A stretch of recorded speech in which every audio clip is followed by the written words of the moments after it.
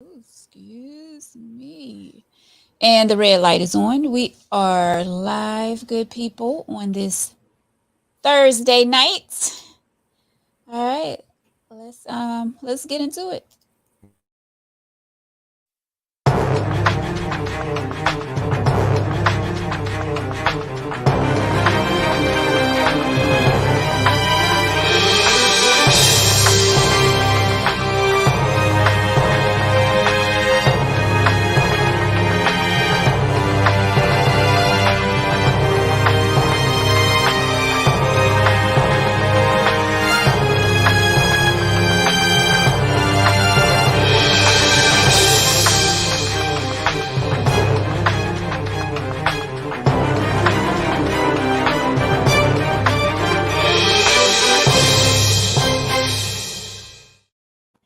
What's going on, good people? Happy Thursday. Happy Thursday. Oh, we made it. Yes. We made it. Yes, it's been a little crazy, but welcome to Tangy of Life. I am your host, Veronica, back with you on this rainy Thursday. Brother Fatine is back with us, WBLS, Radio Station New York. Also, What's we up? have Karan joining us tonight. My people, my family. Karan is joining us from Pee Dee Coalition. Here to share us some important information about a much needed topic. So I'm tagging you good folks right now. Give me just a second. The Tangy Tea of Life is being brought to you by Hip Hop Fitness with Veronica Wednesday night. Yes, thank you for team. Wednesday nights, 7 p.m., Saturday morning, 9 a.m. Hip Hop Fitness with Veronica. Come and get your workout on with us. What's going on, Stevenson? Hey, Hmm. Jamira. Shanae, is it Shanae? Hey, Sly. Thank you so much for the stars. Thank you, Rodney. Hey, Rodney. Thanks for all of you joining us here tonight. Let me get finished tagging my folks here. And we're going to get started. This rain was no joke. Let me tell you, I had a class tonight at McLeod, and when I was leaving, like the sky was falling down. Like it was Mhm. raining something serious. So I had to drive like 20 miles per hour all the way home. Mhm. So that's why we're running a little late. It's my fault tonight. Normally it's 15 or Victor's fault. But tonight I can admit we are a little late because Where were we you driving from? Because it was sunny in Florence. I don't know what you're talking about. what? It was sunny. It's sunny, man. And what are you talking about? What The rain? lies of it all. Now it. I just said to somebody, I haven't had a good thunderstorm. Not to say that this was one of the tops. I've had some great ones when I was a kid, but this one was interesting. This was, matter of fact, the wind blew to the point I was like, if I hear like a train coming, I already picked what room I'm going to into the house because it was that bad. The rain was blowing sideways. Where it was hitting the window, I was like, whoa, that was a good old rain. It did come Mhm. down. Yeah, because you know what? God got tired of y'all complaining, talking about how hot it is outside. He was like, okay, Hmm. Mhm.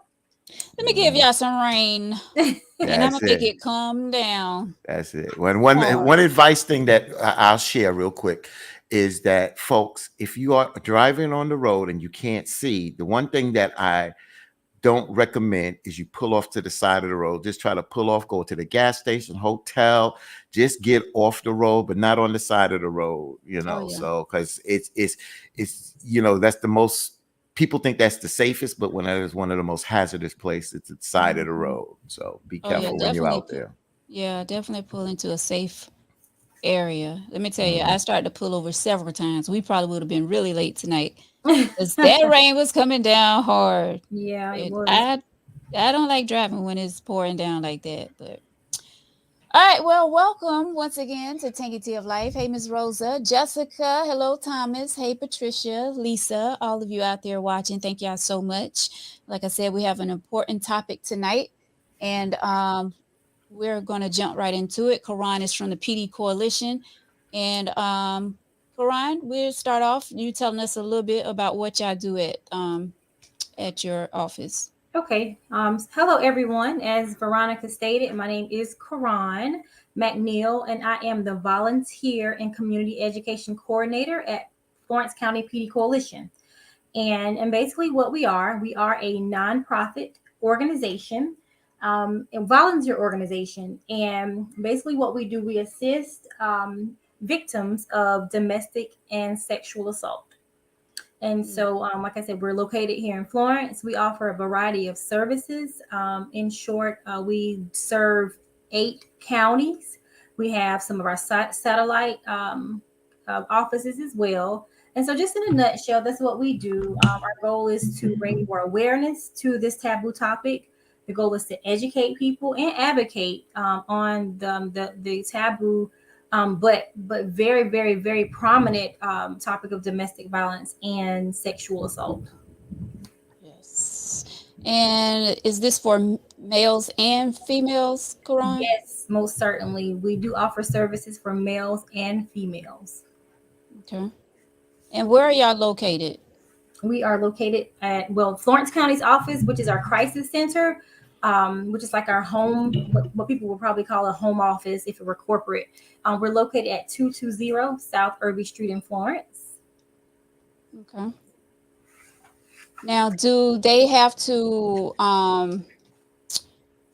call first, make an appointment, or do y'all allow walk-ins? Like, Yeah. how does that happen? Yeah, so basically we work with a lot of entities, a lot of organizations. We work with law enforcement. So say for instance, if they receive a call of a domestic violence call and they are considered, like I guess sort of mandated reporters, they do notify us, and sometimes we get referrals from law enforcement. We receive referrals from hospitals. We receive referrals from the Department of Social Services. Or we just have people that just come in on their own. So we have a lot of people that do call. We do allow walk-ins as well. And so it just depends on the situation as to how we and how we basically get individuals in our office, or how we provide services for them. So it really just depends. It could just be a family friend that knows someone is going through a domestic violence situation or some type of interpersonal violence situation, and they can say, hey, I heard about this place called Pee Dee Coalition, or I know someone that can probably help you, and they'll just refer them in. It could be personal referral or professional referral, counselor, things like that. And they do stay anonymous, correct? Yes, most definitely. As we are in a nonprofit organization, we do operate off of volunteers, and so not only are the employees there, do we honor and abide by privacy and confidentiality. So do our volunteers. We let them know, like, this is a very sensitive topic for many people, and the fact that they chose to be courageous and brave to walk in, usually it's a really big step, a first time step for many of them. And so we let them know, like, hey, you want them to feel comfortable and feel safe about coming in. So we stress and we place a big emphasis on, this is, make sure that you keep that person's confidentiality and privacy intact. And so yes, absolutely.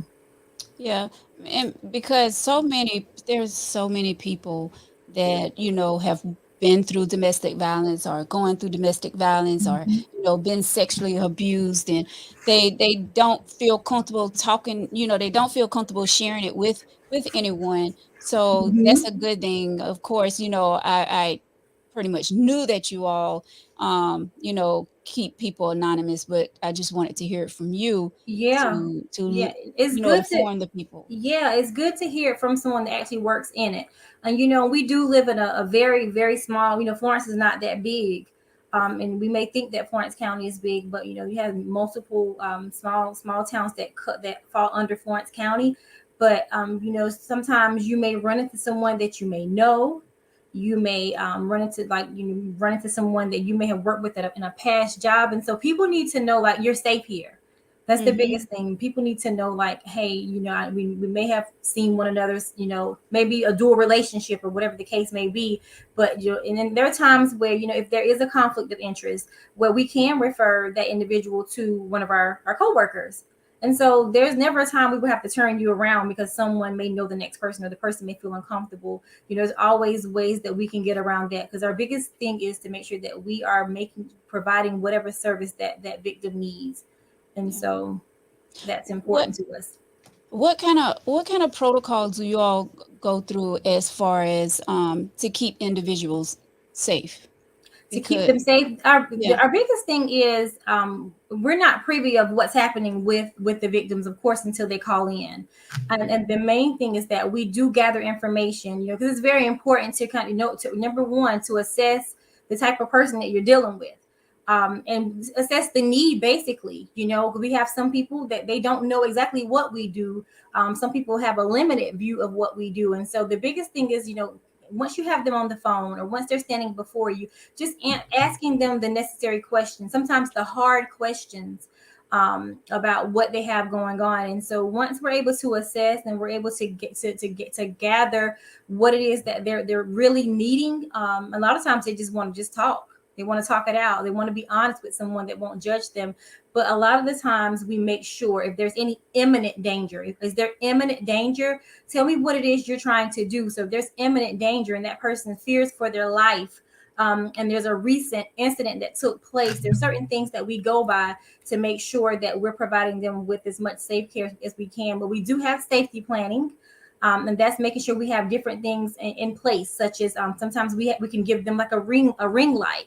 They may say, okay, well, the perpetrator keeps coming to my home and I can't prove it. So they have the ring doorbell. It just depends on, we have to gauge the situation. But if there's ever a time where they're fearful for their lives, there's ever a time where, usually if it involves law enforcement, it just depends on the nature and the severe. It's all severe. But we just have to gauge everyone in a case-by-case situation. And we do offer shelters. We have an emergency safe shelter. That means the imminent danger has to be present. Okay. Yeah. And basically what they do is they just pack up whatever they can. And sometimes they don't have anything that they can take with them. And we make sure that they get to that shelter, which is anonymous. The location is anonymous. For the safe shelter as well. And we also have a shelter in another part of South Carolina, that a transitional shelter that they can go to as well. So our biggest thing is, if there's always an emergency, what do people always tell us to do? Call 911. If there's an emergency, you make sure you call 911. If you can, you do that. Make sure that you're safe. But if it's something that we're able to put in place, we usually try to put the safety planning in place, or an order of protection if they qualify for one. We can always petition the court for an order of protection, but it's family court or the judge that is the one that's able to say, yes, we can award that order of protection or not. Now I'm gonna have Fatina jump in just a second, but this I just wanted to say this because we see this a lot of times, and paperwork just is not enough. You know what I'm saying? Like they call the police department, they file paperwork, they have paperwork on file with this person cannot come a certain amount of feet, they can't be, they can't come here, they can't go there. But a lot of time paperwork is not enough. And we see victims, that say that they had paperwork, they went to the police station, they filed a report, they did this, they did that, but it ended up another situation. Yeah. So do you all, and I know you just explained, as far as the protocols that you all take for safety measures, but when these individuals go to the safe house, or what did you call it? It's a shelter. It's considered a safe shelter.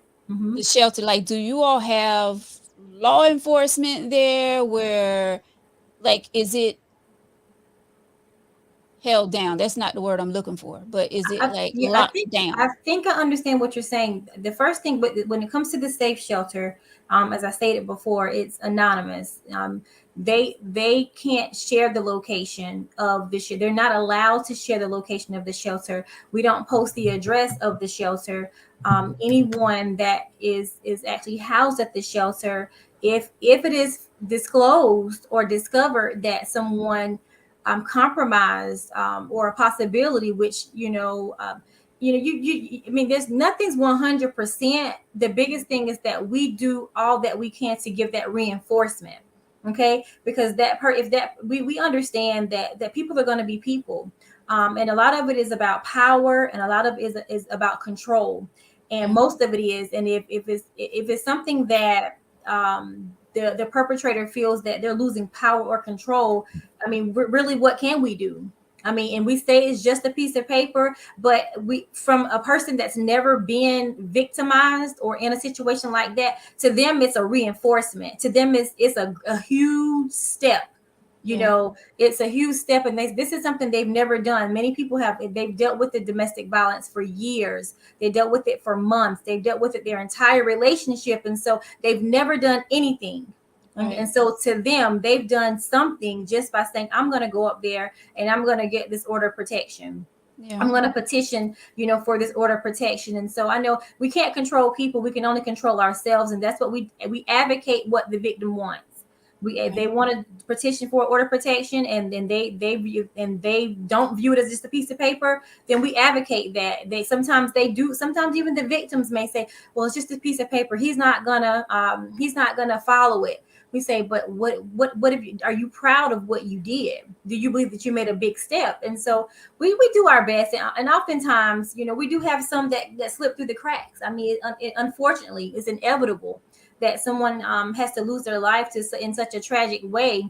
But the more we push it, the more we advocate the order of protection, the more we have those reinforcements in place, I believe that it will, I don't think it'll rid certain things, certain crimes of power and control from happening, but I do think that it can possibly decrease those things from happening. But, it sounds like it's just a piece of paper, but, I think how we should view it is that, a check is just a piece of paper until you cash it, right? Mm-hmm.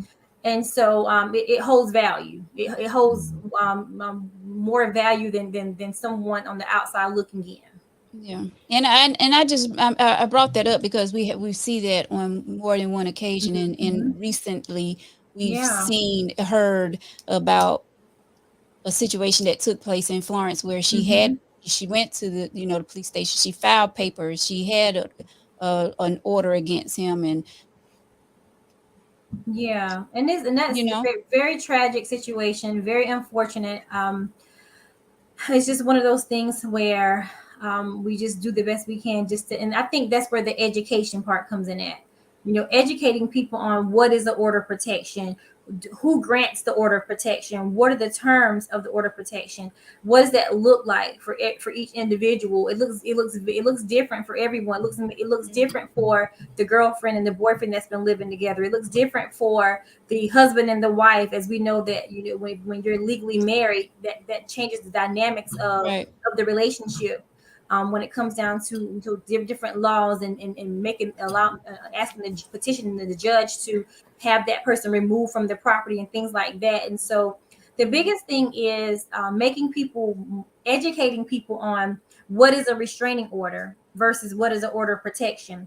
Who can grant a restraining order, who can grant a order of protection, and what that really looks like. Basically making yourself knowledgeable of these type things, and it doesn't change how we feel when someone loses their life to domestic violence or such a violent crime, but it gives you a better understanding.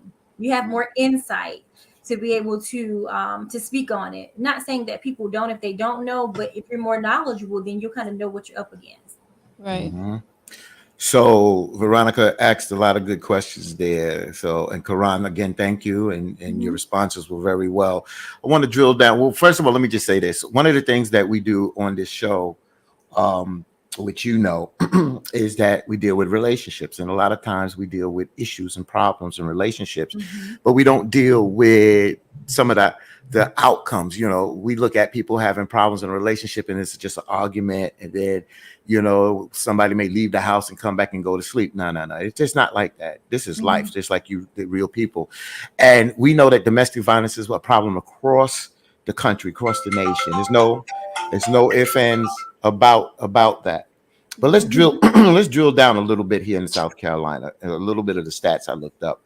So As of February 2022, we see here that in South Carolina ranks 7th among all states with respect to the percentage of females who experience intimate partner violence at some point during their lifetimes, at about 42% of females and 29% of males. Veronica had mentioned, was this for both females and males? Because a lot of people look at domestic violence and just think it's just women that go through these problems because men are strong or whatever. But you got to realize sexual abuse and abuse is physical, and it can be verbal at the end of the day. So that's 29% males, 42% of females.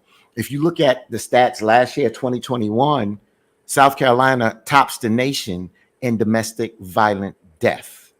As Veronica just highlighted one situation that took place a few months ago here in Florence, South Carolina. So what I would like to do is to kind of go back, because as we talk about the bureaucracy of the court, since the OJ situation, OJ and Nicole Simpson, that happened, it tightened the laws. I know I'm from New York, so certain things that was done before OJ situation and after, if a cop is called to a situation now after OJ, they handle it differently. I also noticed that when there is a death in a region or whatever, a county, a state, then they seem to try to tighten the laws. But let's talk a little bit about, so folks are out there, because like Veronica said, people stay anonymous, but people are scared. Some people are scared about the abuse that they're going through, and they feel if they don't have no family, or the family tends to side with the abuser, where do they go? You mentioned the shelters, but what happens? I mean, let's talk about folks out there. Let's talk about what domestic violence is. Let's just give a couple of examples of domestic sexual abuse. Let's give a couple of examples out there, because people may be in a situation and don't think it's domestic violence. They may think it's, well, he just has a hot temper, or she just runs off at the mouth. No, we really need to understand that abuse is abuse. And if you are suffering from it, you need assistance and help. So can you kind of break that down for our audience so they understand a little bit more about domestic violence, sexual abuse? Yeah, I'll do the best that I can. You said a lot, really good information. The numbers and the statistics are very, very alarming.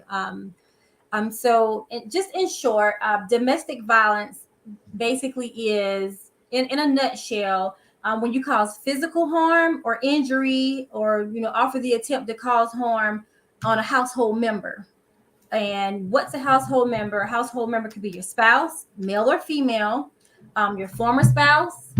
Let's see, it could be a person who you have a child in common with, or it could be someone that you're cohabitating with, or you were formerly cohabitating with. And so that's basically what domestic violence is, and that's what qualifies a person as a household member. Oftentimes we view domestic violence as physical. Why? Because physical is something that you can obviously see. If someone is punched, you can see a black eye. If someone is smacked, you see visible marks and visible bruises on the person. But there's different types of domestic violence, and then we can talk about this like all night, because it's such a wide range of issues. It's a wide range. It is a very sensitive topic. But there are, your physical violence, psychological violence. You have your sexual, and oftentimes, believe it or not, people use like their pets or animals. They'll terrorize the animals, or abuse the animals of their partner. And so there's different types of violence. You got your stalking. Once again, your sexual battery, you have your harassment, things like that. And so, like you said, a lot of times people are like, oh no, well, I don't think I'm being abused, until they are educated on it. And so, just in short, and I know I'm missing one. Let me take a look, because I did take notes, but not a lot of notes. I did say destruction of property, stalking. And it's a pattern of behavior, and it's not a crime. They're not crimes of passion. They're crimes of power and control. It happens to men, and it happens to women. There are women perpetrators, and there are men perpetrators as well. And so, but this is what I tell people: if it's something that you feel threatened, you feel fear, and if you're just not sure, it won't hurt just to call and just talk to someone. Just talk to someone, which is why we try to have a wide range of volunteers. All of our staff in every county, even in the office that I work in, all of us have a different background. All of us don't have a social work background. All of us don't have a sociology background. All of us have a different background, and so we talk to one another, and we staff our cases, and we try to find out, okay, well, this person is dealing with this situation. Are you aware of what, how to handle this? And so sometimes I may receive the phone call, but I'm not the person that can work with that client, and so I will talk to my supervisor or someone who I feel is the best fit to help the person. And so sometimes it's just having that conversation with someone, and asking those questions, and then they educate you on, you may want to get some help for that. But when do you pull the person out of the house? When do you pull? Is it when they want to come out the house, or you think it's a violent situation and you recommend that they should come out the house? Well, we never pull anyone out of the house. As I said before, that's very dangerous. If they are in a situation where they need to be pulled out of the house, of course, law enforcement will be involved, should be involved. However, oftentimes we don't know that these things are happening unless they come into the office on their own. The hospital calls, a DSS case is involved, law enforcement, and those type things. And so our biggest thing, when you think about advocacy is not forcing someone to do something. It's not pulling them out of something or forcing them to stay in something they don't want to be in, they don't need to be in. The biggest thing is letting them know, like, hey, we're advocating for you. Whatever your choice is, we're advocating for you. Of course, we want you to be safe. We gauge, each person. We assess each person, and we what is it that you're looking to do? We let them know these are the services that we provide, but what is it that you want to do? We can go through a whole entire intake. Let the victim know that this is what we're able to do, but they still have the power of choice, right? They have free will. They have to choose. Correct. One thing about a person who's been victimized, sometimes it can take at least 6 or 7 times for them to actually leave the perpetrator. Okay.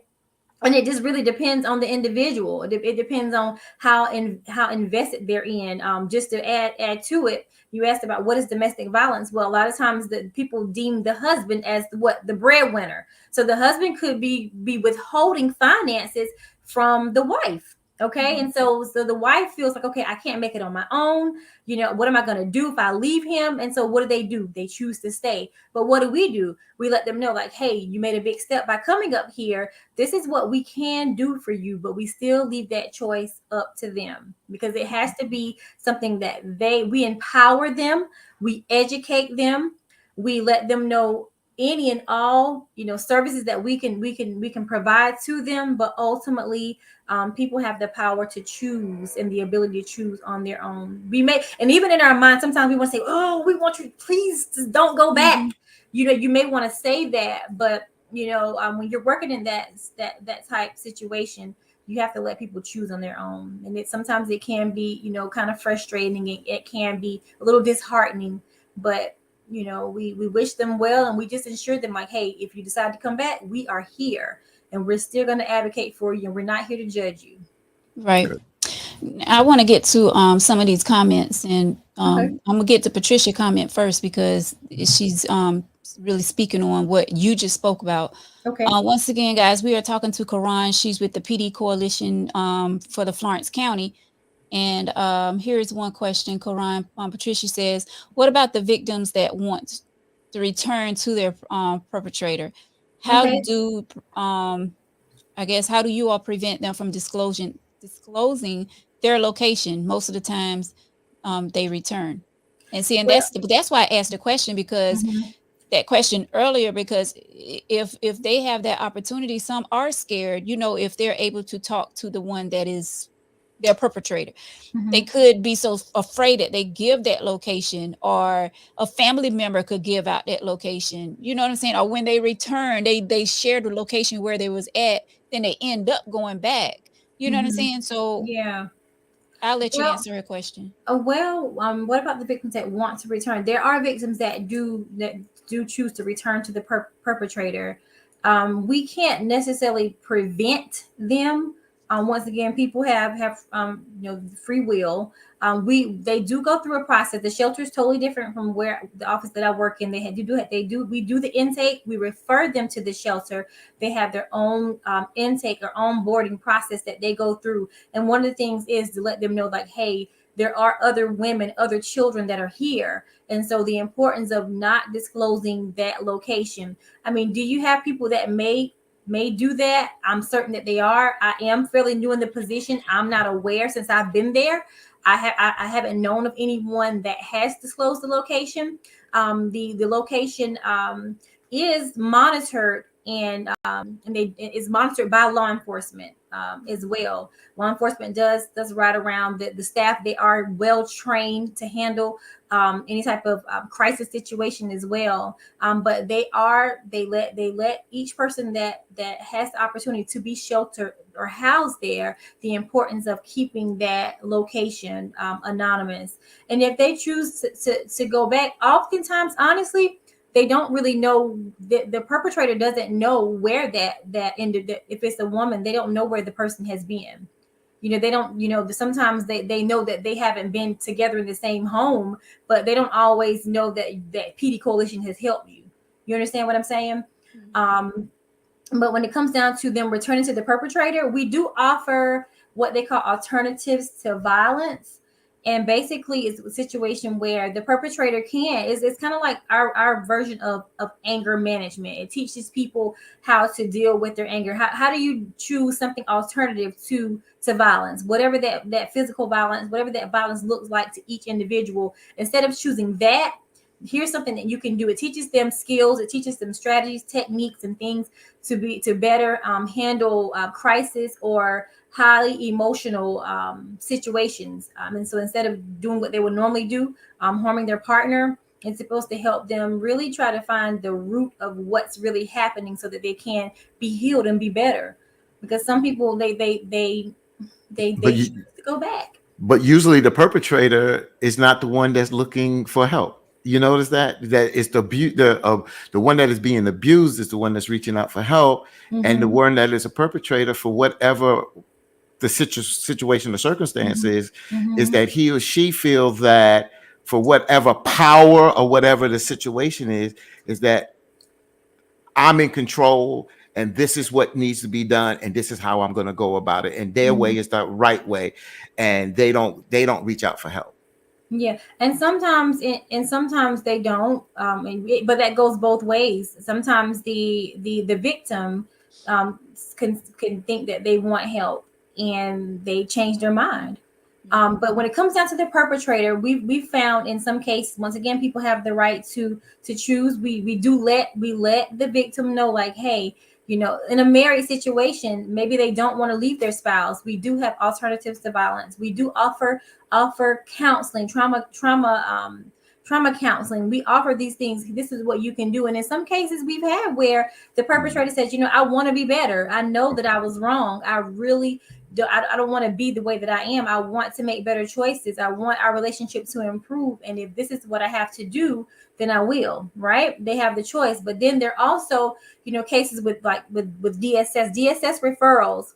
Oftentimes when you think about the victim and the perpetrator, it's a part of their treatment plan. Okay. And so anytime, I'm not sure if you guys are aware, the treatment plan is something that the DSS caseworker, they come up with this treatment plan based off assessing the family need or based off why the case was even brought into the agency from the beginning. And if that case is indicated or corroborated by preponderance of evidence, that what the allegations that were reported were true, then they can offer them, okay, there's domestic violence. This is what the alleged this is what their perpetrator did. This is what we were able to prove based off an incident report, based off a verbal interview. Whatever evidence they were able to gather, they can prove that the person actually did what the allegations stated that they did. So now it's a part of the treatment plan. Why? Because children are involved. Right. And so the driver for that is I not only that I could possibly lose custody of my child, but that's a big one. And so in essence, they aren't forced to take the ATV or the parenting classes, but if it's a part of their treatment plan and they don't complete it in a timely manner and they don't complete it successfully, there's a strong possibility they could risk losing custody of their children. So in that case, they're not forced, but in a sense, they do highly recommend that they complete these programs in order to possibly get the children back in their custody or remove a safety plan, remove the child from a family member where the child's been placed under a safety plan because they witnessed domestic violence, either by eyesight or earshot. Yeah. And so in that case, I wouldn't say that even that they can't force them to do it, but they do let them know the importance of doing it, completing those ATV courses or whatever courses services we offer at Pee Dee Coalition. I'm gonna get to Mr. Sammy question, and then I'm gonna get to Victor's. And then Lisa has a good one. Lisa has a comment up there. Mr. Sammy says, "Is it only for Florence County residents?" Well, we have, like I said, we serve 8 counties. But yes, so we have the shelter in Florence. We have our emergency safe shelter, and we also have our transitional shelter as well. And so we have people that come from different counties, different areas to be housed there. And oftentimes that's what they desire to do. They want their biggest thing is, I want to get away from the perpetrator. Mm-hmm. I want to get away. So if I have to come to Florence, you guys have space in Florence, and if I have to go to the shelter in Wallace, South Carolina, then that's what I'll do. Or if there's a situation where someone calls our crisis, we have a crisis hotline, 24 hours. Someone can call that line if they have a situation, no matter the day, no matter that time. Someone always answers that phone. That person may have just seen that number. They maybe have Googled that number. They may have seen that number somewhere, that information somewhere else if they call, but they're not close to us. Our biggest thing is that we can't help you in Florence. We're going to refer you to someone else. If it's in a different county, then we're going to do that. If it's a totally different organization, then that's what we're going to do our best to do. Yeah, that's good to know. Victor, and I'm gonna get to both of his comments at the same time. So he says, I lived in one of those shelters as a kid, and Victor is my co-host. Mm-hmm. I lived in one of those shelters as a kid. I'm glad to see that same shelter there. It's also sad that the shelter is still needed. Glad to know there is a place for people to go in danger. Yes. And he also says, when I was briefly living in the shelter, there were husbands showing up there, but that was back in the day. Hopefully it's changed, but who knows? Yeah. I'm not sure. We say back in the day. I don't know what back in the day was. I'm fairly new. My coworkers and I, we have shared. They have shared some of their experience. They're a little more seasoned. They've been there a little longer than I have, and they've shared some of their experience. I can honestly say, no one shared any compromise of the shelter location to me. That's basically what I can say. I'm not sure. I've never heard of it. No one's ever disclosed that to me, but I'm sure there's a possibility. But just like Victor said, I hope, if that is the case, I hope that has changed. And so we do our best to have the security cameras, and we do our best to put in every type of reinforcement, every type of safety measure that we possibly can to decrease the chances of that possibly happening. Well, I want to throw. Victor said early 90s. Right. Okay. Yeah. I want to throw a quick curveball before you get to the. I'm sorry. I was going to say, hopefully they got, tighter security, of course. Yeah, for sure. Yeah. Before you get to, because there's some other good comments out here, real quick, Karan, I hate to throw the curveball, but I'm talking reality. Okay. And down here, it happened down here. How do you handle a situation where somebody's reaching out to your services and the abuser is a law enforcement officer, which happened down here years ago? And what happened is when the abuser, the victim reached out and called the police, they were calling police that was on the same force that her husband was on.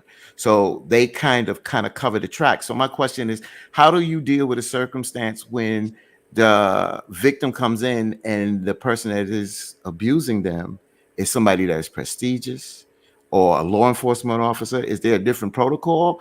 How do you handle that? Because you got to understand that people can make phone calls to make things disappear. And this is the reality that we're dealing with. And we wind up, these folks just feel like their life is not safe. And then you go into another side of suicide. And this, the statistics with suicide is up too. So what happens in a case like that?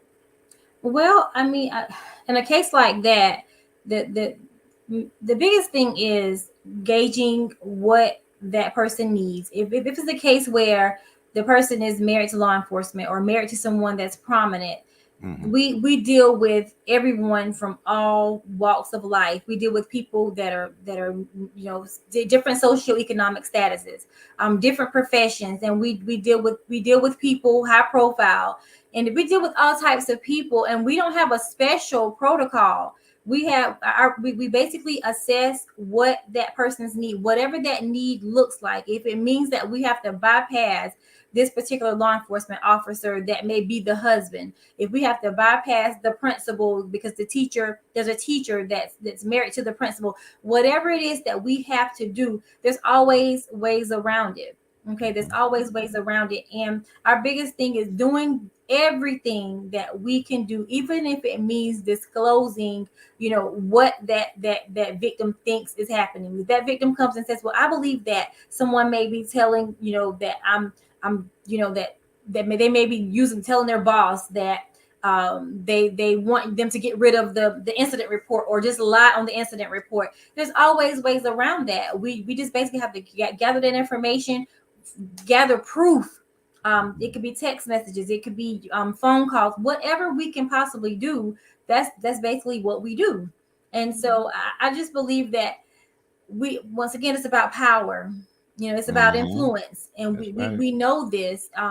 But we work with like a lot of my director, Miss McCall. She has a history with her background is law enforcement, and so when you have, as long as you have a point of contact, and you can always skip the middleman. You can always skip the person that's trying to hindering that person from getting the help they need. We're not lawyers, but then sometimes we do have to refer them to legal aid or refer them to retain an attorney, get a consultation, let them know what's happening, let them know what you believe is happening, and then let them handle it from a more legal perspective, because now we're dealing with something totally different. Right. When those type things are happening. So right. I just want folks to know that there's help out there, and there's hope out there. There's still help. There's still hope. And our biggest thing is whatever. And if Jane Doe comes in, what we do to help her. Sometimes Jane Doe may just need a bus ticket back to Florida. Okay, because we've been getting an influx of cases where a lot of women have been meeting these guys on social media. They're selling them false hopes and dreams, and then they get to South Carolina and it's a nightmare. Okay, so sometimes the fix is not putting them in a shelter. Sometimes the fix is not getting an order of protection. Sometimes the fix is like, I just need a ticket back to Miami, Florida, where my family's at, where my support is at. Sometimes it can be, placing them, at a hotel. It just looks different for every single person. And so, and I've learned that just like the perpetrator could know someone with influence, oftentimes if the perpetrator knows someone that's influential, the victim does as well. Okay, they know people in high places as well. And so we just basically we try to come together as best that we can. Our biggest thing is be open, be honest, you're safe, because the little tidbit of information that you don't share could be the very thing that could help you more than you think it can. Right. Because a lot of times they have that mindset where they want to get away from the perpetrator, but they're also trying to protect them as well, the perpetrator. You know what I'm saying? Absolutely. So yeah, be honest with everything so that you can get the proper help, the much needed help that you need. Most definitely. And this is how we try to explain it to them. Like, hey, it's a safe place. If you go to the doctor or to the emergency room and your head is hurting, are you going to tell the doctor that your back is hurting? You have to just be honest. Like, hey, my head is really hurting. I have a migraine. On a scale of 1 to 10, 10 being the worst, it's a 9.5. Not like, well, it's just a headache. Be honest. You have to just be honest. And sometimes, like I think Fatine said it. People don't know they're in a domestic situation. What all they have to do is just provide the information to us, and we can help them identify whether or not it's abuse. We can help them identify, and so with accurate and true information, we can better assist them, better help provide services for them. Mhm. And I want to get to the letter that we had Tuesday night, but before I do that, I'm gonna get to I think it was Lisa Lisa, comment. Okay. Um, you want Lisa me to read it? says, "Yeah, you can." I have been in a relationship where it was some physical abuse, the mental and emotional abuse kept me in that relationship for a long time. I was embarrassed to even talk about it. I didn't want my kids to see it. I hid it for a while, but as much as I tried to hide it, my kids knew. I had to make a decision to leave for my sanity. Mm. Yeah. And Wow. Yeah. and people don't talk about that physical abuse that you got to realize. And this is why I say that. And Veronica kicked it off, and I'm glad Veronica's kicked it off. And she said female and male, because you Mhm. got to realize that the man can be stronger, but the female can be verbally abusive, and the man can be pushed to a point that it can cause physical abuse. So sometimes the person is like, I got to get out of here because I don't want to do something that I'm going to regret or wind up getting in trouble that creates a record for me that follows me the rest of my life at the end of the day. People Mhm. don't realize that now with social media, we think about verbal abuse. You have people that text, social media, and that Mhm. is abuse. And Mhm. that is abuse. And people Absolutely. do not realize that they are abusing people when they use those forms of Absolutely, abuse. yeah. And there was that we found that to be an increase in those type things when what the pandemic hit, because oftentimes what we weren't in person. So the most that we had was social media, Right. whatever that platform looked like. And so it can most certainly happen through social media. It can happen through Messenger, things like that. And so that's why our biggest thing is just to educate people more on what domestic violence is, interpersonal violence is, partner violence, and things like that. It's not just male on female, male on female. It's female on male sometimes. Sometimes it's male on male. Sometimes it's female on female Mhm. as well. Okay. And so once again, educating people on what we do and what services we provide, and so that it will create a more safer and a more aware community, because that's the biggest thing. We want people to feel safe in their home. We want people to feel safe in the community, because when those type tragic deaths happen, as a result of domestic violence, it shakes up the community. Okay. But it, unfortunately, it does raise an awareness, but that awareness is not raised in the way that we thought it should have been. And so that's what we're trying to get out more and do.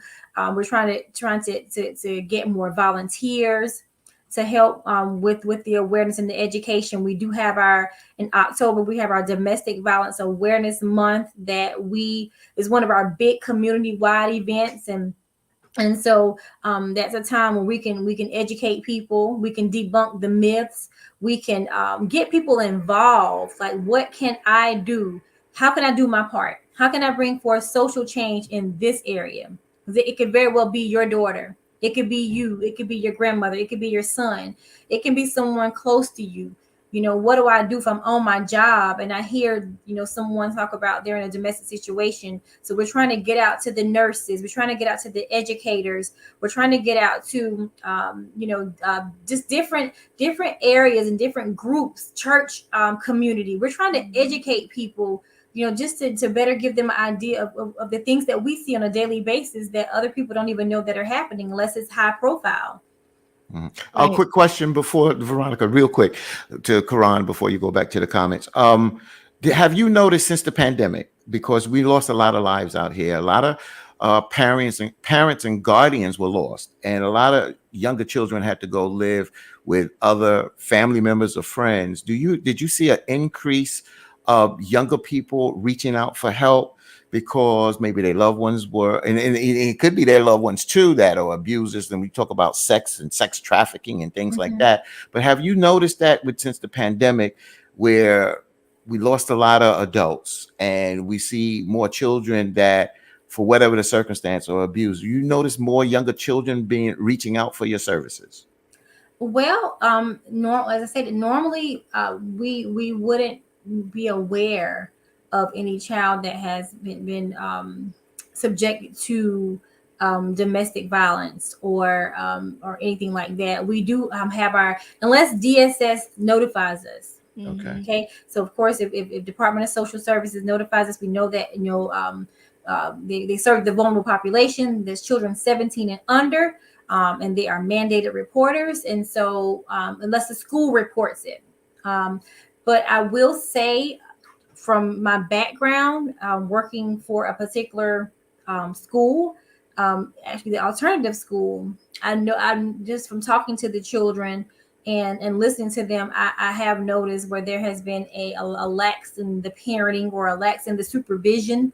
They're getting access and gaining access to certain things a little quicker, okay, a little sooner, and as far as a little earlier in age than we may have. And so I can't speak directly working for Pee Dee Coalition, but just to think about my background working for Florence County DSS and working for Alfred Rush Academy, I will honestly say, as a whole, vetting for a caregiver that is suitable according to the law in South Carolina, it wasn't always the easiest thing, because people, you want someone that's dependable, you want someone where the children are going to be safe.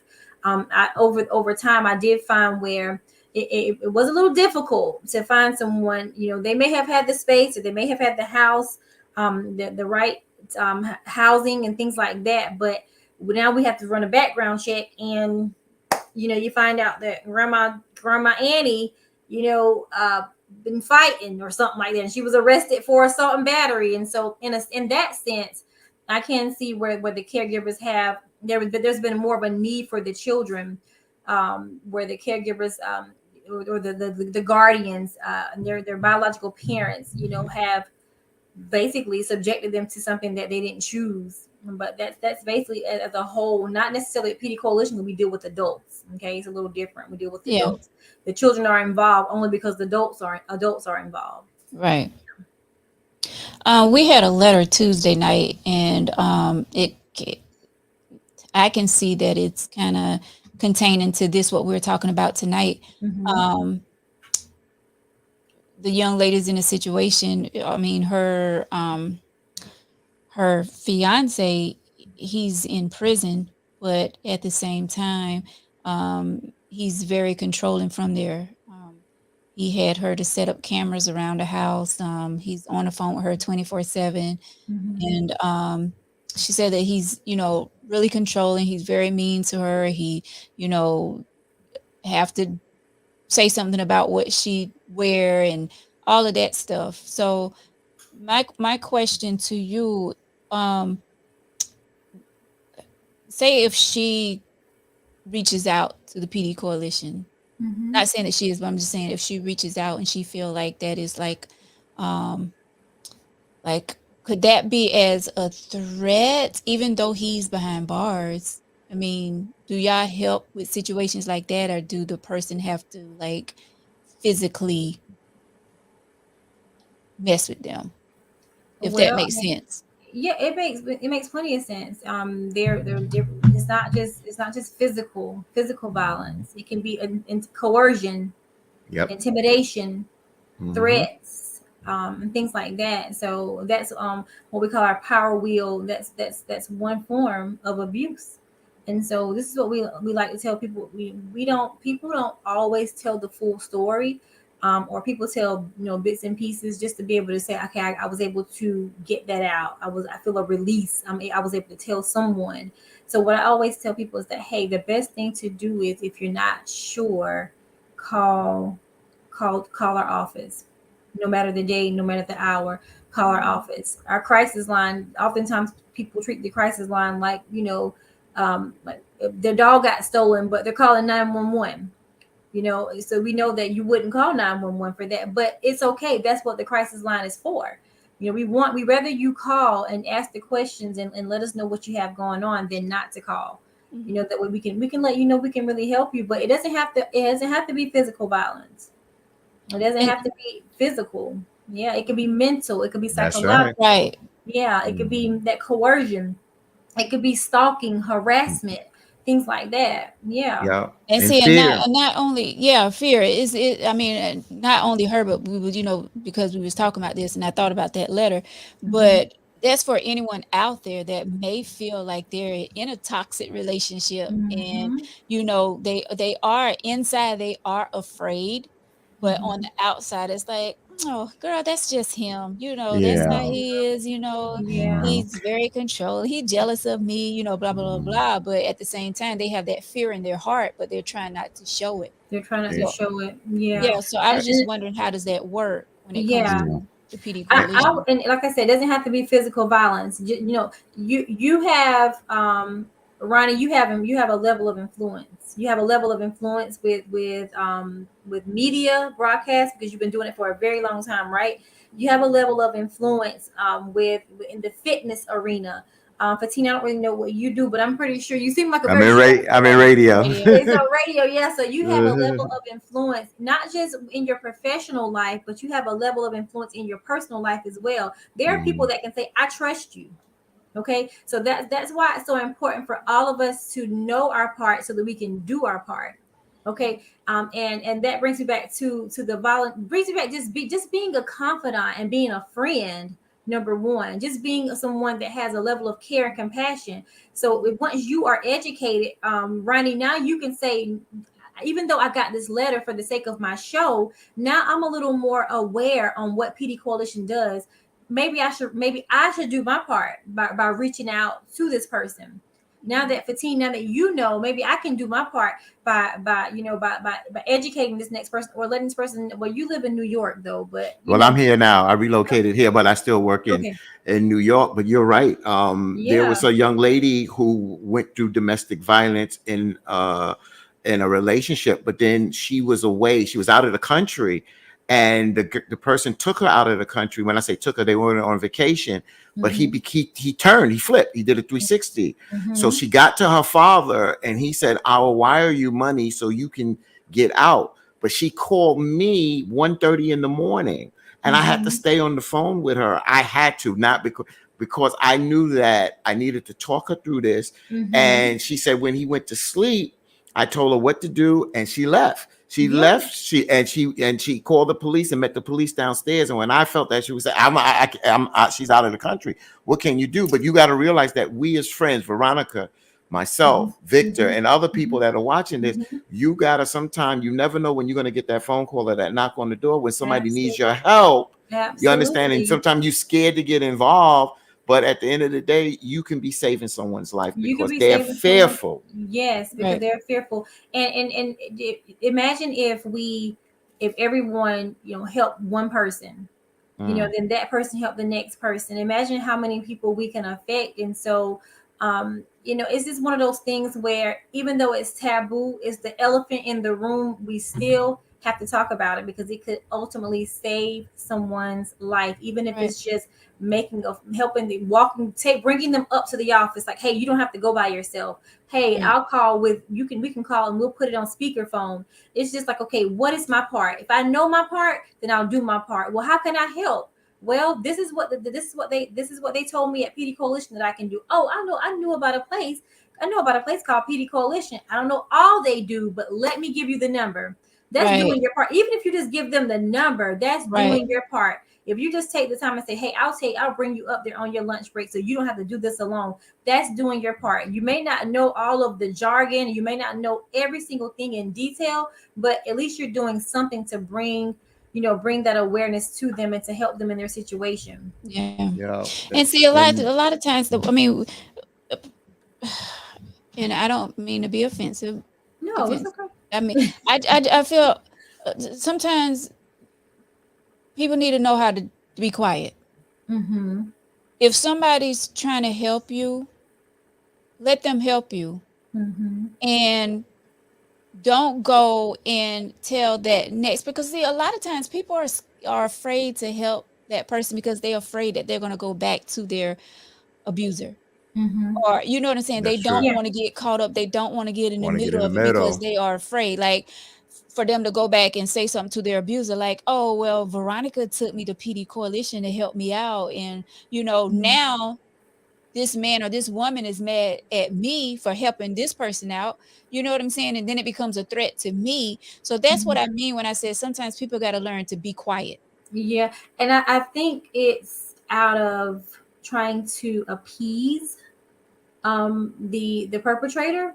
I would say this: what an advocate does is an advocate does not tell you what to do. An advocate says, okay, if you know in your mind you can say, I don't think that you should stay, but it depends on your relationship with the person. But if it's a more personal level, like you spoke about a friend, usually we can be a little more open and a little more curt with a friend. We can be a little more real with a friend, and you can say, girl, I don't think you should go back, but a true advocate says, I'm fighting for whatever it is that you want to do. But are y'all doing that for a legal purpose? Because when that woman walks in there with two black eyes, she needs to go. So are you doing that more from a legal perspective? I would say it's more so from a perspective of people free will. People walk in with the person can walk in with two black eyes, but once again we can let them know, like, hey, this is what we can do for you. We can make the recommendations, but we can't force them. Oh no, you can't force nobody to do it. But you said you can't recommend to say, hey, girl. But I do understand what you're saying. Hey, you're there to give them guidance. Veronica, you brought up the letter and I thought on the lines of the letter, and Victor kind of commented about it, and then Victor said, but he's in jail, she should just block him. And then Patricia Baker said, right, just stop paying the cell phone bill. And see, that's where sometimes we don't understand how deep this is, and it may not be that easy. You may have to put in a plan. You may just say, oh, I'm just gonna block him, but this guy's in jail for a certain amount of time. You don't know what this person's did. You don't know the influence, as you just mentioned, Karan, where their reach is. You got to realize they don't even have to be a person of influence on a prestigious level. They could be a person of influence in the street that can make a call to send some goons to your door. So at the end of the day, this is really why they need to reach out to services like you, Karan, because it allows y'all to put a plan in place. A safety plan in place. Yes. And I'm not saying that the person that wrote the letter are in any kind of danger, or she's, No, but I'm using that as an example. Making that as an example. But that's what I was kind of like, Veronica, when you did the interview with me about for child abuse. What is child abuse? And you said, well, what do you do if you think? My biggest thing is just to make sure that your conscience is clear and you're doing all that you can do and just not doing nothing. Let them know, like, just call and recommend, keep pushing it, all you can do, and just be there. From a friendship level, like I said, you can be a little more real, a little more open, and say what you would and would not do. I won't say it's from a legal perspective for teen, but it's more so of social work and advocacy is about empowerment and allowing people to make their own choices, not making them for them. But because guess what? Guess what's been happening in that relationship? Other people have been making the choices for them. Other people have been dictating, that perpetrator has been dictating what they can do, what they cannot do. As Ronnie said, what you can wear, where you can go, what time you better be home, what you better have cooked for me. Everybody has always been dictating and forcing them, that victim, to be, and behave how they want them to behave. And in this case, being safe means being vulnerable. Being vulnerable is like, okay, yes, I finally have a choice. I can finally make a choice for myself. And unfortunately, we do want to tell them, like, don't you go back. I don't think you should go back. But it's just like, once again, it just depends. We don't treat every case the same. It just because if Veronica is your family, so she came to your example, this is just an example, y'all. If Veronica came to your services, Karan, you really couldn't help her, right? Due to the fact that, remember, that's your family. So you may want to step across the line and say, girl, you need to get out. But you can't do that in your capacity as employment there. So when that happens, what happens? You have to refer them, if they're a family member or somebody that do you have to refer them to another agent? Well, I mean, you don't necessarily have to. The biggest thing is like, well, well, Veronica, how do you feel about me helping you? Are you okay knowing that we're family, knowing that we know some of the same people? There's some dual relation. There's some dual relationship here. We're family, and now it's client advocate type thing. So it's really the comfort level of the client. The biggest thing is for the client to be comfortable. The biggest thing is for the client, whatever the client is okay with. That's the main thing. Okay. And sometimes, guess what? Sometimes, we can have just one person in the office. And so, what if that person comes in? If it's a crisis, then whether it's a family member or a coworker or whomever, we just have to help that person. Good. Right. Yeah. First bell tonight. That's it. Yeah. Mr. Sammy says, great topic because a lot of people are dealing with the violence and never tell anyone. That's That's right. the truth. Absolutely. There's so Yeah. many people that's living in silence Yeah. Suffering in and silence, Ronnie. suffering in silence. Yeah. And they're afraid to say anything. And now it's like a everyday thing. They're so comfortable living that way. It's like it's the norm. So they're Hmm. dealing with it. Yeah, It's sad. yes, it really is. And but I can honestly say that we have an amazing group of people that work for PD Coalition. It's one of those type jobs where it's you have to put a why to the cause. Okay, oftentimes people know why they choose to take on this type of work. Yeah. It takes a special person to take on this type of work, but I can say from experience that we have some amazing women, an amazing team at in the office that I work in, and we work together. We don't the biggest thing is, what can we do for this client? How can we help this client? We pull from one another. We use an eclectic approach.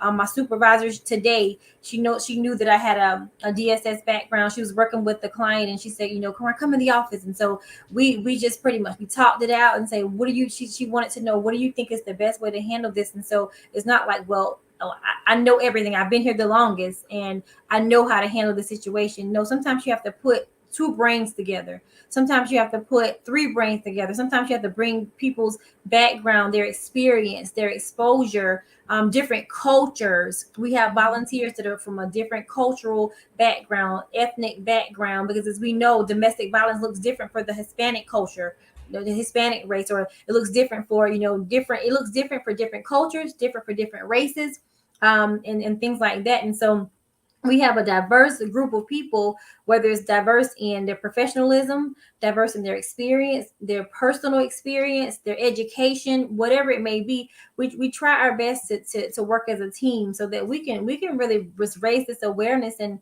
help these people that are really in need.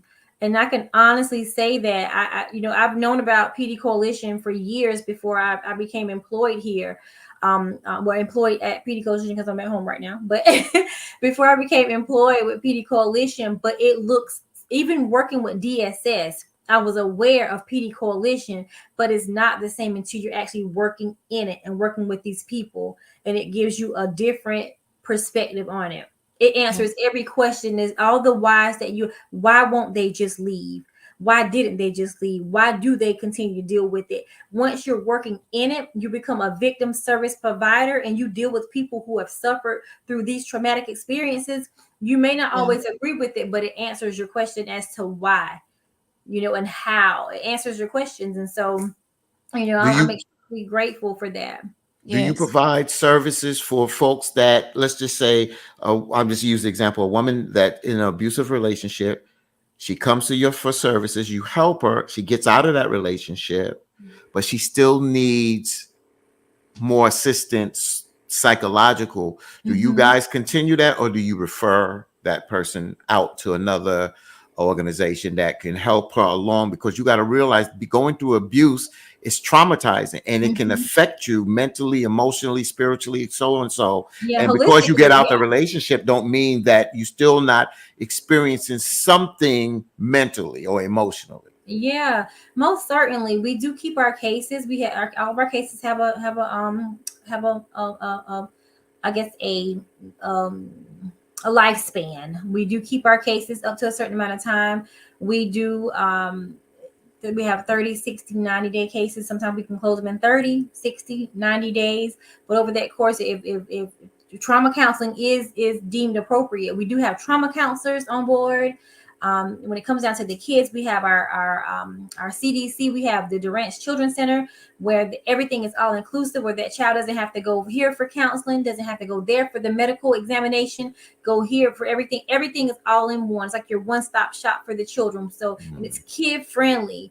It makes them comfortable to, we have forensic doctors, forensic nurses, we have forensic interviewers, therapists, and things like that. And so, just to answer your question, once the life of the case is done with us, and we see that that client needs additional counseling or therapy, or they feel like they need more therapy, then we can always refer out. We do partner with other counseling centers or agencies, and we have doctors as volunteers, we have nurses as volunteers, therapists, sometimes retired, but we have those people as volunteers that that can assist us in finding the right counselor. So there are times where they need it a little longer than the 90 days that we have the case. Yeah, I want to get to Patricia and Stevenson's Okay. comment. Patricia says, "You're right, Veronica. They put you in the middle of it, and then they go back. And if that person thinks you're trying to take control, that could put you in danger." Mm-hmm. And Stevenson says, "Same thing happened to me a couple of years ago with sources, with surrounding sources. I led a young lady to the Pee Dee Coalition, and she went back to him and told him that I was the one help her. Now this dude hates me." And see, and that's what I'm saying. Got to learn to be quiet when someone is trying to help you. I mean, if you make that decision to go back to that person, let that be your decision that you make, but don't throw the person that helped you or trying to help you, don't throw them under the bus, or however you want to call it. Keep it Yeah. anonymous who is trying to help you. You know what I'm saying? Because that Yeah. just make that person, like Patricia said, now you're in danger because they didn't threw your name out there that you were the one that was trying to help them. Yeah. Well, here's the thing. I believe that there's a possibility that the person could be in. It's having that uncomfortable conversation. Like, hey, I love you. I want to help you. What I don't want you to do is to tell this person. You can have that conversation with that person and say, don't let them know. If they still choose to do it, you Yeah. as the friend or you as the family member have to make a decision. Okay, am I how what is helping them look like? Does helping them, sometimes we have to be willing to, I guess, take the blow. Okay, and if that person chooses to disclose who helped them or who took them to Pee Dee Coalition, it's a risk either way, is what I'm saying. Yeah, It's, it's a it's a risk risk that because you run, that you'll take either way. And the biggest thing is, okay, am I willing to take this risk? Am I willing to take the consequences of helping this person? And so right. just having that uncomfortable conversation with them, and just be okay and say, hey, I did my part. I did my part. Yeah.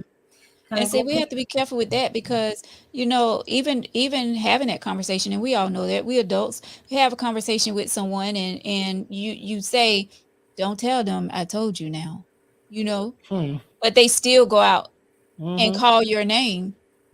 So Mhm. you're right. I mean, you have to make that decision. Like, Mhm. do I trust this person enough to help them? And if something were to happen and they go back, am I comfortable enough knowing that they will not call my name and say that I helped them? So you're right. It's a But here's balance. another thing. The biggest thing is, if that, oftentimes the perpetrator wants to um remove the person that's going to empower them from the equation. So sometimes it's not. Sometimes if the person, if the victim chooses to disclose who helped them to the perpetrator, then the biggest thing is, if whoever he or she is, as long as I remove that person from the equation, I have no need to really harm the person that helped. That help them. I have what I want. I have that person back. So there's really no need for me to do anything besides that. My only thing is to just, anyone that I feel is going to empower them, educate them, bringing awareness to them about what, shine light on what they're going through. If I can remove that person, they're no longer a threat to me. So why do I even have to harm them for helping them? Because their biggest thing is the power is I have you back now. But you can sleep well at night knowing, guess what, I did my part. And if you choose to reconcile that relationship with that person, then you reconcile. If not, you have the right to do that. They violated the trust as a friend or a family member. And hopefully these are rare cases, but this is what Cheryl said. There was a case where the girl helped her friend and the abuser killed the friend. You see what I'm saying? So that's why a lot of people, once again, are, skeptical or afraid to help that person. You know what I'm saying? I mean, and that goes on a lot of times, not only when it comes to domestic violence, but just relationships, human relationships. Yeah. Like a person is afraid to even get in the middle of it because it's inevitable. It's unfortunate when things happen that way. It's very inevitable. It's very unfortunate. I can honestly say that it can go either way. It can go either way. There are cases where the person can disclose who told it. There are cases where they don't. I'm more of a glass half full type of girl. I'm very optimistic. I'm the type of person where I'm a justice bringer, and if I gotta take the blow, because you can always run that risk. You can, if that person here's one thing: a person's mind that's made up is made up. So even if that victim does not say, "Oh yeah, Veronica took me to Pee Dee Coalition," that person could just, if the perpetrator's mind's made up, and say, "I just want to bring harm to that person regardless." If that's what they want to do, that's what they're going to do. I think that there's a risk either way you go. There's also a risk of your friend or your family member losing their life. So I think that the risk is always going to be present. We like to hope and we like to pray that those things don't happen. The reality is sometimes it does, but we just have to just hope that it doesn't. I try to stay away from the other kind of conversations because I look back when my aunts and my moms and uncles were living, and they live around each other, and sometimes when they would hear someone arguing, it's not that they got into the argument, but I remember my mom stepping into her younger sister, which was my aunt, and saying, "Yo, this is, let's take a cooling period." You understand what I'm saying? I see my father and myself, we had to approach my sister's husband because my father told him, I understand there's a disagreement, but I'm not going to have you putting your hand on my daughter. And it led to a divorce. She got out the situation, but nothing else came out of that. But I do have another, I guess it's a little tough question for you. Well, it's straight up. So when someone reaches out to you, because Veronica, again, Veronica brought it up, and rightfully so, Veronica, because you didn't, I would have brought it up. Is you talked about the case here in Florence, and I'm concerned about this, and not the bureaucracy of the court, because you have no control over the court, Karan. But what happens if somebody does reach out to you and you guys help build a case? Now it goes into the court, and for this person to get an order of protection, and then you build the case, it seems like a solid case, and then they don't get the order of protection, and then the person feels helpless. They feel hopeless and helpless. So they want to give up on the system. Have you run into situations like that? And how do you continue to be supportive to that victim if they don't get what they feel is some kind of measure or protection from the court, even though that's not your area, but they are coming to you for support? So if it fails in the court, they still may come back to you and say, "I did everything that was possible and I didn't get the order of protection." Yeah, well, you don't want to be, pessimistic. You're real, you're open, you're honest. Like, hey, we can always petition the court for this order of protection, but keep in mind, the family court judge is the one that says whether or not it can be awarded. If it's not awarded, then we still do our best to make sure we put in the safety plan, the reinforcements. We ask the questions: do you have any family? Do you have any friends that this person is not, that the person doesn't know their location or their whereabouts? We do everything that we possibly can do to make sure that, to hopefully ensure that person is safe and that they don't lose hope. The biggest thing is just to keep encouraging them and that they don't lose hope. if they have to continue to call us, if they have to visit the office, whatever it looks like for that person, because we absolutely positively cannot. And keep us up to date. Keep us up to date. That if anything else happens, and now that you know what it requires to get an order of protection, if anything else happens, keep a record of this stuff. Notify us, notify law enforcement, get those incident reports, do everything you can do on your end, because we can only advocate as much for you as you allow us to, and that's keeping us informed, every step of the way, or as much as possible about what's happening. We're not at the house when they say this person's showing up in their yard. We're not at the house when they're flattening their tires. We're not there. They are, and so we're holding them accountable and responsible for keeping us informed. And so hey, we already petitioned the judge. This is what we can do. We can have them, we can possibly try at it again. We can go for it again. But the biggest thing is that, letting them know we're there for the support, but they have to do their part as well by keeping us informed on what's happening. And being truthful every step. And being truthful every single step, because that is so important. You can't advocate on a lie. Right. You can't. No one wants to be blindsided, in court, or blindsided, in any way. So that's the biggest thing, is because they have to have that trust. Right. They have to have that trust. Yeah. In us as workers, employees. Yes, exactly. Well, Karan, we don't want to keep you any longer. This has been some great information, because we all know someone that have been in domestic violence. It could be some people out here that's watching right now that, we all know someone that's been through domestic violence. It could be someone that's going through domestic violence right now and don't know where to start to speak up, So I want to thank you for coming on and sharing this information tonight. Once again, Karan is with the Florence County Pee Dee Coalition. And Karan, if you can give the address and the phone number to the Pee Dee Coalition to someone that may be watching right now and don't know where to start. Most definitely. So I work at the Florence County location. We're located at 220 South Irby Street in Florence. That number is 843-669-4694. And our crisis number is 843-669-4600. And they answer that number. It's 24 hours, and someone's always available. And in addition to that, we serve 8 counties. Okay, so if they don't have to be in Florence, they can be in Hartsfield, they can be in Darlington, our rural Florence area, Lake City, Williamsburg County, not Williamsburg County, Lake City, Scranton, Olathe, those areas. So 8 counties. They can also go to pdcoalition.org. And all the information is there. I wanted to ask you that about the online component, because a lot of people are going through something and they feel like, I'm in the closet hiding, or not in the closet hiding, but I can't talk right now. Is there a component online that you just gave out that they can fill in information and it goes straight to a crisis person, that if that crisis person needs to notify 911 or the police, can they do that too from the website? Actually, they are in the process of updating that website, but as of right now, we don't have that. Very good feature. Not that I'm aware, they don't have that feature.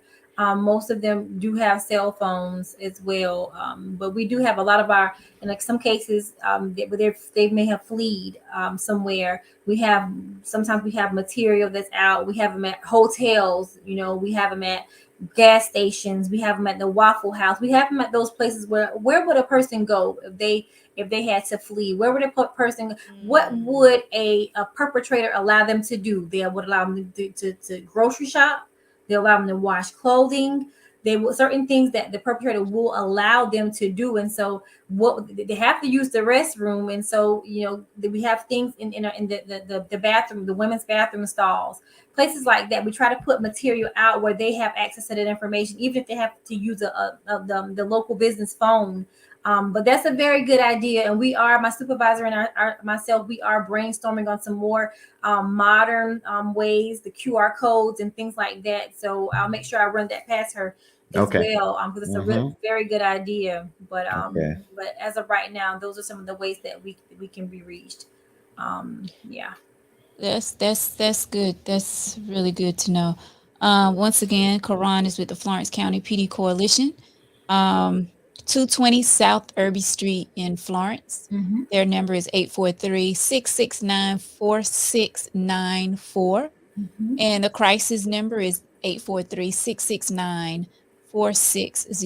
And you can call that number 24 hours out the day. Um, Karan, it's been a pleasure. I Same enjoyed here. every Thank you. minute Thank of you. it. Very educational.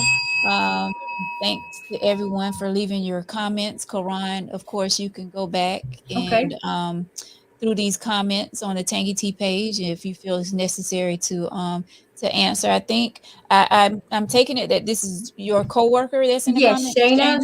Shana, that's my supervisor. Yeah, my Okay. awesome supervisor. So yeah, she's I was nervous and so she's kind of helping me tag team. I saw her name on there. And some of our Yes. volunteers are actually on there as well. Okay. And so my shameless plug, we're always looking for volunteers for PD Coalition. It's not your traditional mom and pops, I have to be there to volunteer type of thing. And we have so many creative ways that you can volunteer. So you can call that main number as well. And as my supervisor said, people contact us on Facebook Messenger as well. Messenger. And you know what? That's huge because a lot of people are on social media. Yeah. So to know that they can contact the PD Coalition through Facebook Messenger, awesome. Yep. And and people that want to volunteer that have been through this and got help and feel that they can assist in a way they may not have a degree, but they have the experience of going through this and going through the process of getting help and dealing with the trauma and getting past the trauma. Those are some of the great support groups and support volunteers that can assist you guys as an extension of helping the those that are going through these problems. Absolutely. Yes. You nailed it.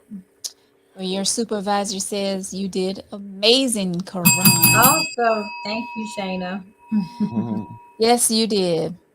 Very proud of Well, you, thank you. cousin. Thank you Great for job. having me, Ronnie. And it's a Of pleasure to meet you, course. Fatine.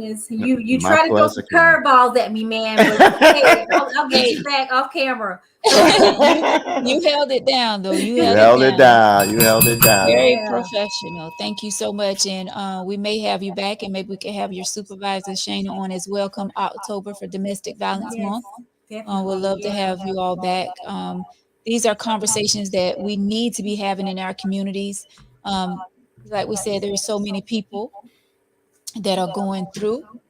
I think I hear feedback, but hopefully I'm okay. Yeah.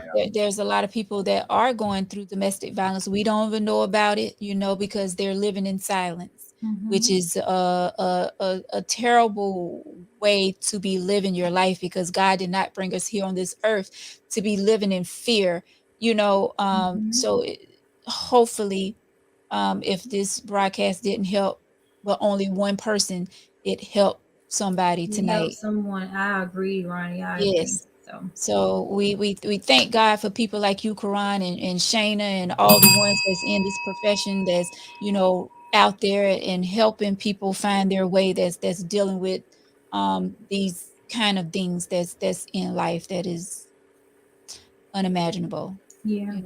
So we appreciate you and all Awesome. of you out there that's working in this field. Yes. Appreciate you. Thank you, thank you, thank you. Thank you Thank for you guys. having us. Yes, of course. Come back anytime. I appreciate you for reaching out. Such a Okay. blessing. Thank you. No A problem. blessing to so many people. Guys, thank y'all for leaving y'all comments. Like I said, Karan, you can go back through on the Tangy Tea page, and if you, but I think Shane have been answering some questions as well. Okay. Awesome. For team WBLS radio station New York, thank you, brother, for fitting in tonight. Co-host Victor was in the comments. Not sure if he's still on here or not, but thank him as well for leaving his comments. But guys, please reach out to the PD Coalition if you are someone are going through domestic violence, sexual abuse, male or female. Absolutely. Please reach out to the PD Coalition and let them guide you through your situation, your problem. Once again, they're located 220 South Irby Street in Florence. Their number is 843-669-4694. Their crisis number is 843-669-4600. I love this platform. I thank God for giving me this vision. I say it time and time again, Yeah. because here on Tangy of Life, we talk about Everything. anything. Yeah. And I love when people, as yourself, Karan, reach out to me for, so that we can have topics like this to bring forth to the people. Yeah. Right. I Yeah. really And I'll just say the family real quick, Karan and Veronica, one of the things is, like we say, we talk about relationships and we talk about problems, but we need to talk about solutions. And this is some of the extreme, but we also need to also add conflict resolution, which I know, Karan, you deal with conflict resolution that help people deal with this, that sometimes it doesn't have to go or, all the way to DEFCON 10. You could try to work through these things before it gets that bad. Yes, Absolutely. most Yes. definitely. Once again, thank you again, Karan, and thank you Thank to you. all of you. Tangy of Life is being brought to you by Hip Hop Fitness Wednesday nights, 7 p.m. Saturday mornings, 9 a.m. Big Gary Gym in Darlington. Come and get a good workout in with myself and all the ladies, and some men that come out as well. We would love to see you there burning that cardio with dance cardio. Guys, if you would like to be a guest, if you have an email letter, if you have a topic suggestion, go to tangyteaoflife@gmail.com, or you can leave it right here at the Tangy Tea page. I'm the only one that sees the emails. I'm the only one that reads the emails and all of that. So you stay anonymous. All right. We appreciate Okay. all the email letters that come through. Thank y'all so much for watching tonight. Have a great Have and a great safe night. weekend. All you Absolutely. fathers out there, happy Father's Day to you. I hope you have an amazing Father's Day. All right. Stay safe. God bless you guys. Until Tuesday, we will see you then. Buenas Karan, noches. hang Buenas tight. Don't no. get off yet, Karan. Go Yeah, ahead, King. buenas noches and happy Juneteenth, because Juneteenth is Juneteenth. Sunday, but the Exactly. federal holiday is Monday. Also, That's happy Yes. right. Father's Day to all the fathers out there. Yes. Thank you, King. Good night, guys.